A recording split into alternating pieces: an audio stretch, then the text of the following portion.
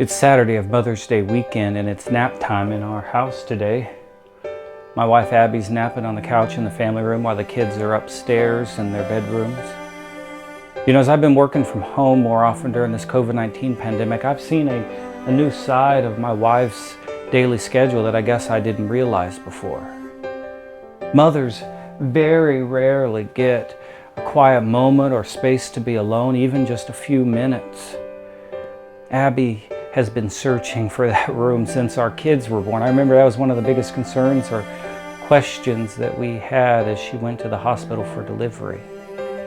Would Abby have her own room at the hospital so she could just be with our child, or so she could just sleep after giving birth? I mean, we didn't want to have a stranger also in the room with us, divided by a thin curtain. I mean, I know these are first world problems, but it's important. I mean, I can only imagine a long time ago when Jesus was born. I mean, Mary not only didn't have her own hospital room, she had no room at all. She had to give birth in a stable with animals and other people around able to see her. And then these random people just kept showing up to see this child, people she didn't even know. From the moment Jesus was born, that was probably the last time Mary had any space to herself until he was grown. I mean, she had no way to be by herself, to get away. You know, the birth narrative was written in the scriptures, and so you can only imagine that this is the same story about his birth that Jesus grew up hearing from his parents. I mean, he knew that for his birth, there was no room in the inn for his mom, no room for privacy for Mary to give birth and properly welcome her child into the world, no room for her to rest peacefully after such a physically and emotionally exhausting experience. Yet in the scriptures, it also teaches us that one of Jesus' most important life lessons is that we all just need some space to get away from the world, to get away from our worries, to get away from our thoughts, so that we can rest and be renewed by the grace of God that comes in such moments of Sabbath. Jesus was always sneaking away by himself, finding room to be alone, room to be by himself, room to pray in peace. And so when Jesus is talking to his disciples during the Last Supper about not letting their hearts be troubled with the fear for the situation they're about to face, I mean, it's important to note that he is explicit about God's house having many rooms, a room for all of his faithful disciples, and that includes you.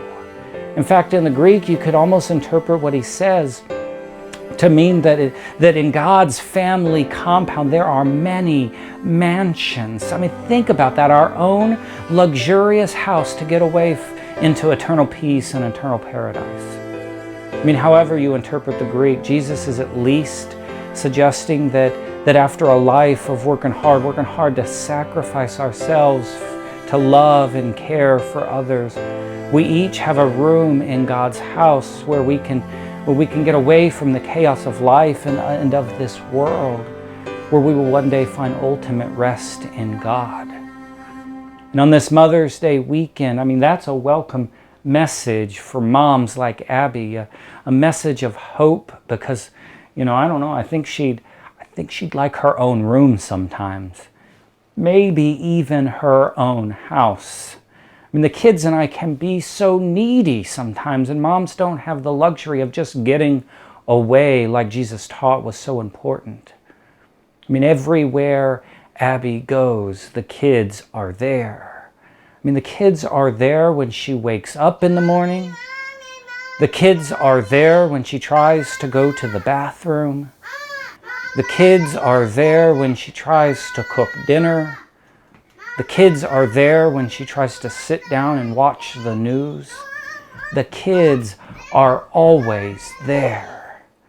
And now with this COVID-19 shutdown, she's become the preschool teacher, the Sunday school teacher, the playground supervisor. She gets even less time now to rest. I mean, this small window of time in the middle of the day is like the only break she gets all day from the kids. The kids are constantly with her. It's like there is no room in our house that she can escape even for just a few minutes.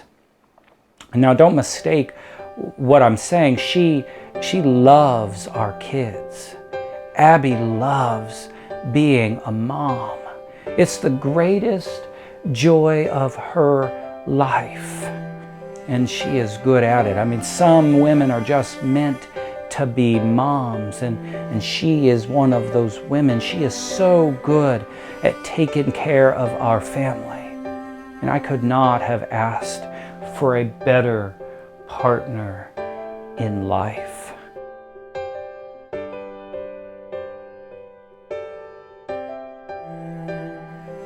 But all of us need some time and space to get away from it all. It's why God instituted Sabbath from the foundations of the world. And if the scriptures tell us that God takes Sabbath seriously, which it does, then so should we. All of us need a room to get away and rest. I mean, when is the last time you stopped to take care of yourself? I mean, when is the last time that you just stopped to be alone in the presence of God, to catch your breath or to pray? When is the last time you had room to get away in peace? I mean, some people work hard their entire lives to do what is right and to do what is good.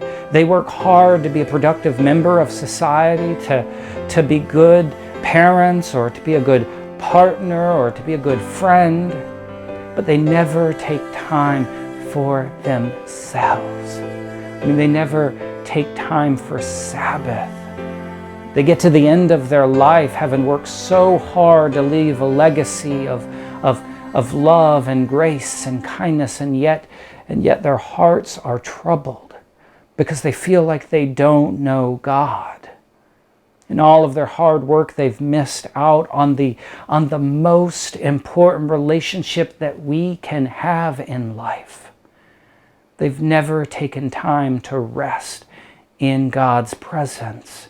They've never taken time to trust in the grace of Christ.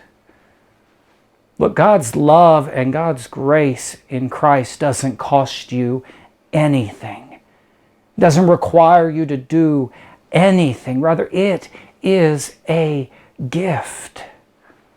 You don't have to worry.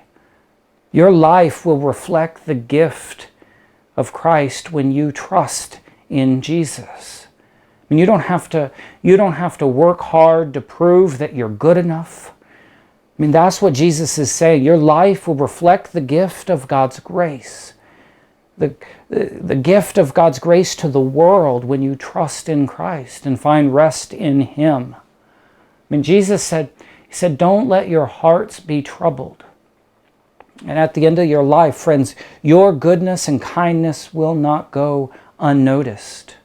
Jesus essentially said, He said, in my Father's house there are many dwelling places, there are many rooms, and if I go and prepare your room, I will come again and I will take you with me so that you can rest. I mean, Jesus is already preparing your room in God's house. I mean, that's the promise of grace that we find in the resurrection. When your time on this earth is over, when this life comes to an end, you will have life and you will have it eternally.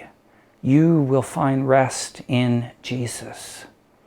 But before that time comes, while we're still living in this life, we all need a break sometimes. Time to just get away and rest, time to stop, to slow down, time to rejuvenate.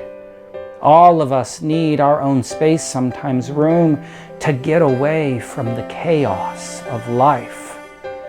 And as I've watched my wife closely over this past month, I realized just how much moms sacrifice for their children, for their families. I have seen how much Abby puts up with and how much she sacrifices to share the grace of God with our children, so they know just how special they are and how much they are loved. She does so much.